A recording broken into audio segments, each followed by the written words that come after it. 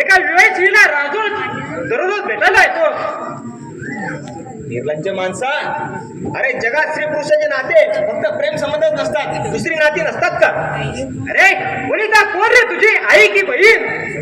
अरे बहीण आहे ती माझी. खोटं, सारं खोटं. अरे बहिणीचं नातं लावून गलिच्छ साधू करण्यासाठी इथं येतोस तू.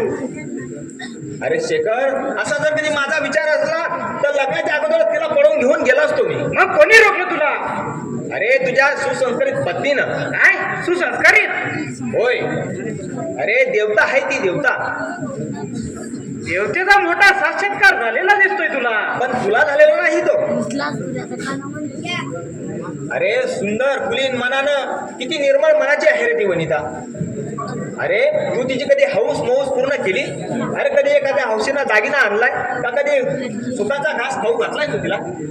अरे कधी निरस काय तू पिक्चरला दिला एखाद्या वेळेस? नाही, काही केलं नाही तुम्ही याचं. अरे तू कसा आणणार? तू तर तुझ्या आईचा नोकर होऊन बसलेला आहे.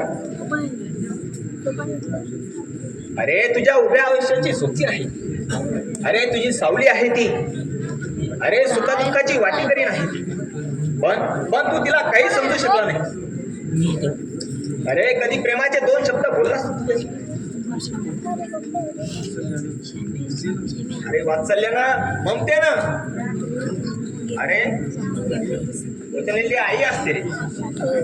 अरे दुःखात संकटात ती तुझं साथ देणारी असते. अरे शरीर सुख देणारी पत्नी असते, अन्नदात्री असते.